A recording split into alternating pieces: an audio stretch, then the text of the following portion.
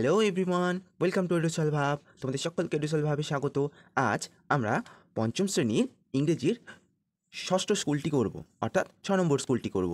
তাহলে চলো শুরু করা যাক। আমাদের 6 নম্বর স্কুলে এখানে প্রথমে যে রিডিং স্কেলটা দেওয়া রয়েছে, তাই সেখানে কার গল্পটা, কোন গল্পটা দেওয়া আছে না ইফেক্ট অন ফিট, ওই গল্পটা দেওয়া রয়েছে। চলো আমি তোমাদের এবার এখানকার প্রশ্নগুলো করাই। তাহলে প্রথমে বলো যে প্রথমে কি বলেছে, দেখো যে অ্যান্সার দ্য ফলোয়িং কোশ্চেন্স বলেছে। এখানকার মধ্যে কোশ্চেনের অ্যান্সার বলেছে দিতে হবে ফলোয়িং কোশ্চেনের। Who was the leader of the expedition, অর্থাৎ এই অভিযানের নেতৃত্ব কে দিয়েছিলেন? তোমাদের এখানকার অভিযানের নেতৃত্ব কে দিয়েছিল? The leader of the expedition was, কে ছিল? দেখো এখানে লেখা আছে colonel John Hunt lead the expedition. অর্থাৎ আমাদের এখানে সঠিক উত্তর কী হয়ে যাবে? আমাদের এখানে সঠিক উত্তর হবে যে the leader of the expedition was colonel John Hunt. বুঝতে পেরেছ? তারপর নেক্সট প্রশ্ন কী বলেছে, find out the a word from the given text which means, মানে এখানে একটা ওয়ার্ড খুঁজতে হবে এই টেক্সট থেকে যার মানে হচ্ছে organised journey with a purpose, অর্থাৎ একটা জার্নি যেটা অর্গানাইজ করা হয়েছে কোনো একটা উদ্দেশ্য নিয়ে। পারপাস মানে হচ্ছে উদ্দেশ্য নিয়ে। তাকে কি বলা হয়? তাকে বলা হয় এক্সপিডিশন। ঠিক আছে, তার অর্থ হলো কি? তার অর্থ হলো এক্সপিডিশন। তাহলে তোমরা উত্তরটা এরকমভাবে লিখবে, দ্য ওয়ার্ড এক্সপিডিশন মিনস, মানে এক্সপিডিশনের মানে হচ্ছে an organise journey with a purpose. এই জার্নি উইথ পারপাস কথার অর্থ হচ্ছে এক্সপিডিশন, অর্থাৎ অভিযান। মানে অভিযানটাকেই বলছে an journey with a purpose, মানে একটা উদ্দেশ্য যে আমরা জয় করব, আমরা একটা এই জিনিসটা জয় করব, এই দুর্গ জয় করব, বা এই পাহাড় বা পর্বতটাকে জয় করব, সেটাকে বলছে একটা উদ্দেশ্য নিয়ে বলছে, এটাকেই বলে এক্সপিডিশন, অভিযান। তারপরে নেক্সট বলেছে হোয়েন, কখন did Hillary and Norgay reach the summit of MT Everest, অর্থাৎ কখন হিলারি আর নোরগে পৌঁছেছিল মাউন্ট এভারেস্টের চূড়ায়। কখন পৌঁছেছিল? তাহলে এই দেখো এখানে লেখা আছে at 11:30 AM Hillary and Norgay reach the summit of Mount Everest.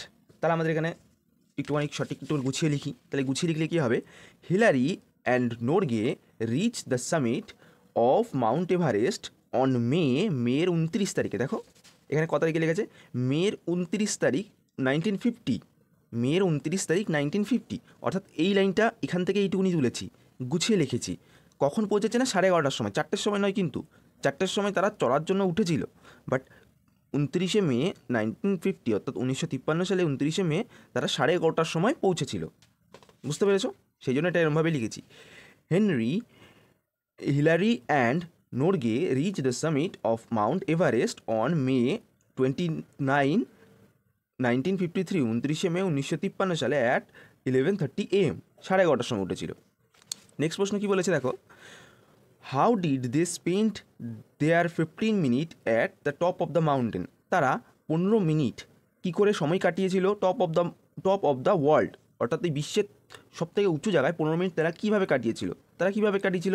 এই দেখো এখানে লেখা আছে 2 man's enjoyed only 15 minute, 15 minute তারা এনজয় করেছিল at the top of the world, বিশ্বের সবথেকে উঁচু জায়গায়, বিকজ দেয়ার অক্সিজেন ওয়াজ লো, তারা কতক্ষণ করেছিল না 15 মিনিট করেছিল, তার কারণ তাদের অক্সিজেন লো ছিল, অর্থাৎ কম ছিল।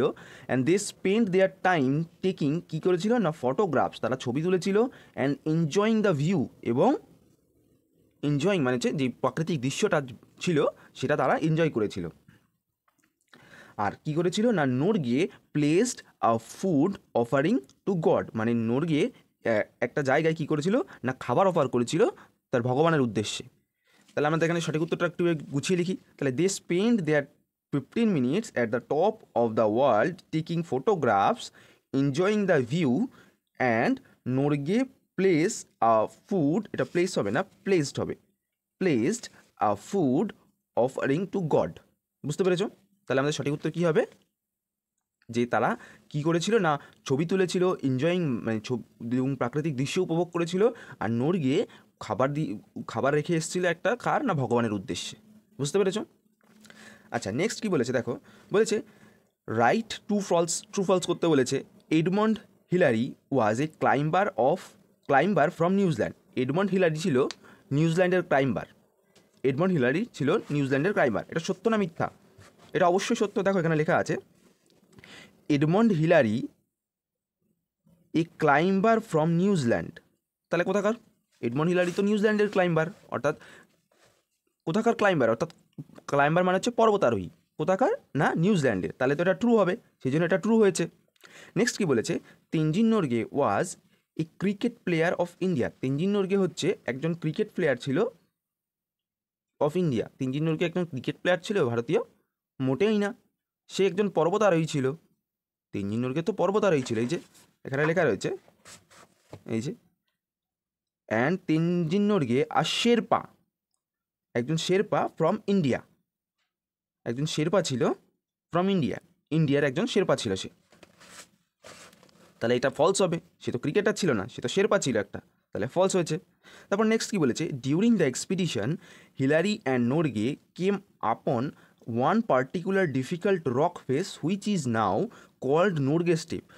এই অভিযানে হিলারি আর নোরগে এমন একটা জায়গায় এসেছিল যেটা ডিফিকাল্ট রক ফেস, মানে যেখানে চড়তে তাদের খুব সমস্যা হচ্ছিল।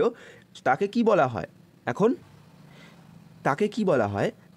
তাকে বলছে নোরগে স্টেপ বলে। তাকে নোরগে স্টেপ বলে? মোটেই না, তাকে তো হিলারি স্টেপ বলে। এই দেখো এখানে লেখা আছে they came upon one particular difficult rock face but Hillary found to climb it. The rock face is now called Hillary step. তাকে কি বলা হয়? না হিলারি স্টেপ বলা হয়। তাহলে এটা তো এখানে নোরগে স্টেপ দিয়েছে, তাহলে এটা তো ভুল দিয়েছে, এটাকে বলা হয় হিলারি স্টেপ, তাহলে এটা হবে ফলস। নেক্সট কি বলেছে? Hillary offered food two god. Hillary কি না ভগবানকে খাবার অফার করেছিল। হিলারি ভগবানকে খাবার অফার করেছিল? মোটেই না। কে খাবার অফার করেছিল? না Norgay. Norgay placed a food offering to god. Norgay দিয়েছিল খাবার, বুঝতে পেরেছো? তাহলে এটা হয়ে যাবে কি? ফলস। নেক্সট কি বলেছে? দ্য সিয়েটটা যে তোমাকে ড্যাশ পূরণ যাচ্ছে, ড্যাশ পূরণ করতে হবে এই প্যাসেজ থেকে নিয়ে।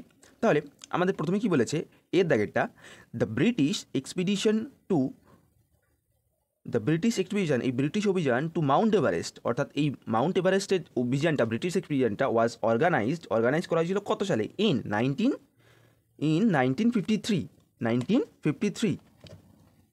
এই দেখো এখানে লেখা আছে Edmund Hillary and Tenzing Norgay were the part of British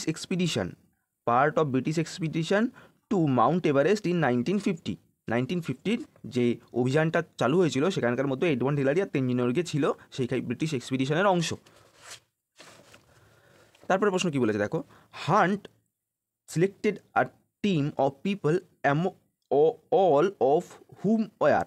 hunt একটা টিম সিলেক্ট করেছিল, অল অফ হুম মানে একটা সমস্ত মানুষের একটা টিম তৈরি করেছিল, ওয়ার এক্সপিরিয়েন্স ক্লাইম্বার্স কেন হলো? কারণ এখানে লেখা আছে দেখো এক্সপিরিয়েন্স ক্লাইম্বার কথার অর্থ হলো যারা পাহাড় চড়তে পটু, এক্সপিরিয়েন্সড। এই যে Hunt select a team of people all of whom were experience climbers. এই যে এক্সপিরিয়েন্স ক্লাইম্বার্স যারা পাহাড় চড়তে পটু, তাদের নিয়ে একটা দল গঠন করেছিল কে? না হান্ট, বুঝতে পেরেছো? সেই টিম লিডারটা। Hillary stretched out to shake Norgay's hand. Hillary হাত বাড়িয়ে দিয়েছিল শেক নোরগেজ হ্যান্ড। নোরগের দিকে হাত বাড়িয়ে দিয়েছিল কেন? হাত মেলানোর জন্য। দেখো এখানে লেখা আছে Hillary reached out shake Norgay's hand, অর্থাৎ হিলারি হাত বাড়িয়ে দিয়েছিল কি না নোরগের হাতে হাত মেলানোর জন্য। At the top of Mount Everest Hillary and Norgay took কি, তারা কি করেছিল? টুক ফটোগ্রাফস, তারা ছবি তুলেছিল। এই যেখানে লেখা আছে they spend their time taking their photographs and enjoying the view. Took photographs, বুঝতে পেরেছো? তারা ওখানে মাউন্ট এভারেস্টের চূড়ায় কী করেছিল না তারা ছবি তুলেছিল। তোমরা এটার পরে দিয়ে লিখতেও পারো যে এনজয়িং দ্য ভিউ, এটাও লিখতে পারো। আমি একটাই লিখেছি, অসুবিধা হবে না, তোমরা ওটাও লিখতে পারো। নেক্সট কী বলেছে দেখো, বলেছে find out the word from the seen passage which means the following two. আচ্ছা এখানে দুটো করতে বলেছে, আমি তোমাদের চারটে করিয়ে দিয়েছি। প্রথমে কী বলেছে দেখো, পিক মানে কি? পিক মানে হচ্ছে চূড়া। সামিট মানে কি? সামিট মানেও হচ্ছে চূড়া। তারপরে এমব্রেস কথার অর্থ হলো জড়িয়ে ধরা, তার মানে হাগ মানেও জড়িয়ে ধরা। স্পেকটিক্যাল, স্পেকটেল মানে হচ্ছে দৃশ্য বা দেখা, ভিউ মানে দৃশ্য বা দেখা। তারপরে আর্থ, আর্থ মানে কি? আর্থ মানে পৃথিবী বা বিশ্ব, তাহলে কি হচ্ছে ওয়ার্ল্ড, ওয়ার্ল্ড মানে কি? বিশ্ব বা পৃথিবী, বুঝতে পেরেছ? তারপরে নেক্সট কী হয়েছে না, গ্রামার আর ভোকাবুলারি বলেছে। Do as directed, the sun rises in the east, সূর্য কী হয় না পূর্ব দিক থেকে ওঠে। তাহলে আমাদের এখানে কী আছে, identify the subject and predicate from the sentence. Subject আর প্রেডিকেট, সাবজেক্ট মানে কি? বিষয়, আর প্রেডিকেট মানে কি? বিধেয়, উদ্দেশ্য বিধেয়ের মধ্যে করতে বলেছে। তাহলে দ্য সান হচ্ছে কি সাবজেক্ট, আর রেইজ ইন দ্য ইস্ট মানে সূর্য পূর্ব দিকে ওঠে, এই পূর্ব দিকে ওঠেটা হচ্ছে কি? এটা হচ্ছে প্রেডিকেট। তারপরে বলেছে Sourav Ganguly was the captain in the match. Sourav Ganguly হচ্ছে ক্যাপ্টেন ছিল ম্যাচের, অর্থাৎ দলের নেতা ছিল, খেলার দলের তো নেতা ছিল Sourav Ganguly. Underline the proper noun, proper নাউনটা নিচে দাগ দিতে বলছে। প্রপার নাউন মানে কি? নাম, একটা সঠিক নাম দেওয়া আছে। তাহলে প্রপার নাউন কোনটা? এখানে সৌরভ গাঙ্গুলি, সৌরভ গাঙ্গুলি হচ্ছে একটা প্রপার নাউন, অর্থাৎ নাম একখানা, এইটা হচ্ছে প্রপার নাউন, বুঝতে পেরেছো? তারপর নেক্সট কি বলেছে, my parents dash working in the field, feel in the blanks appropriate with be verb. আচ্ছা, বি ভার্ব, এই বি ভার্ব কথার অর্থ কী? তোমাদেরকে আগেই বলেছি, বি ভার্ব মানে হচ্ছে এম, ইজ, আর, এই তিনটে দিয়ে হয়। তাহলে মাই প্যারেন্টস, আমার প্যারেন্টসের সাথে কী হবে? ইজ তো হবে না, দুজন রয়েছে, এস, তাহলে এসের সাথে কী হয়? আর হয়। একজন থাকলে ইজ হতো, এখানে প্যারেন্টস দিয়েছে, অর্থাৎ মা বাবা দুজনাকেই বোঝাচ্ছে, সেই জন্য কী হবে? আর হবে। আর আয়ের সাথে এম বসতো, তাহলে এখানে তো আই নেই, এখানে তো শুধুমাত্র প্যারেন্টস আছে, দুজনের কথাই বলেছে, তাহলে এটা কী হবে না আর হবে, বুঝতে পেরেছো? নেক্সট কী বলেছে দেখো, fill in the blanks with the suitable articles and preposition. Articles আর প্রিপোজিশন দিয়ে পূরণ করতে হবে। আউল, আউলের আগে কী হয়? আউলের আগে হয় অ্যান, তাহলে আমাদের এখানে আউলের আগে কী হবে? অ্যান হবে। তারপর নেক্সট কী বলেছে, ইউনিভার্সিটি, ইউনিভার্সিটির আগে কী হবে? এ, ইউনিভার্সিটির আগে কী হবে? এ হবে। তার কারণ ইউনিভার্সিটিটা আগে এ হবে, কারণ এখানে নির্দিষ্ট করে ইউনিভার্সিটি বলা নেই, আর ইউটা ইউর মতন উচ্চারণ হচ্ছে ইউনিভার্সিটি, বুঝতে পেরেছো? সেই জন্য এটা এ হবে। তারপরটা কী বলেছে, তারপর প্রশ্নটা কী বলেছে দেখো, যে এ ইউনিভার্সিটি, ইউনিভার্সিটিটা এ হলো কেন? তার কারণ হচ্ছে দেখো, ইউনিভার্সিটি, ইউটা ইউর মতন না উচ্চারণ নয়, ই এর মতন হচ্ছে ইউনিভার্সিটি, বুঝতে পেরেছো? সেই জন্য এ হয়েছে।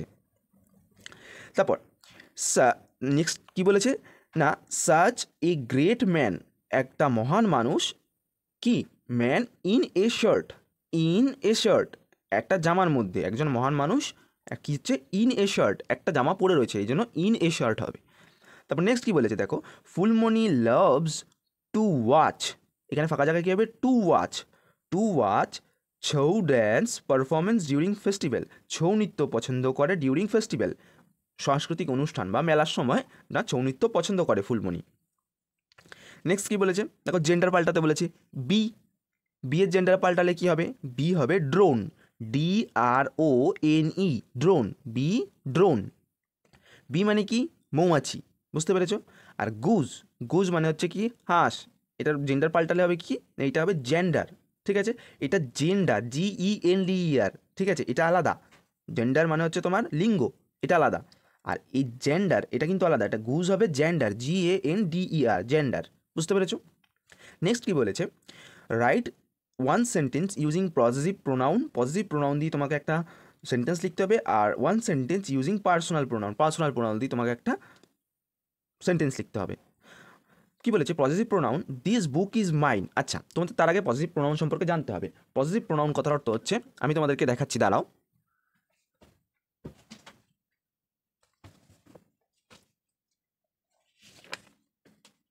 দেখো, পজিটিভ প্রোনাউন হচ্ছে যে প্রোনাউন কোনো ব্যক্তি বা ব্যক্তিদের কোনো কিছু অধিকারে থাকার কথা বলে, তাকে বলে পজিটিভ প্রোনাউন। অর্থাৎ দিস ফ্রগ ইজ হার্স, মানে এই ফ্রগটা হচ্ছে তার, মানে কোনো কিছু অধিকারের কথা বলছে। এই জায়গাটা কি বলছে না, কোনো কিছু অধিকারে থাকার কথা বলছে। তাহলে আমি এখানে একটা লাইন লিখেছি, দেখো এই জায়গাটা লিখেছি, আমরা কি লিখেছি? দিস বুক ইজ মাইন, এই বইটা আমার, এটা আমার অধিকারের মধ্যে পড়ছে, তাহলে দিস বুক ইজ মাইন, বুঝতে পেরেছো? এটা হচ্ছে পজিটিভ প্রোনাউন একটা। আর পার্সোনাল প্রোনাউন কি? She is my best friend. দেখো, কোনো বস্তুর আগে এটারও অধিকার বোঝাচ্ছে, কিন্তু পার্সোনাল হিসেবে, শুধু একমাত্র আমারই, নিজস্ব। দেখো, নিজস্ব, মাই, মাই বললে তখন কি হবে? না পার্সোনাল প্রোনাউন। বুঝতে পেরেছো?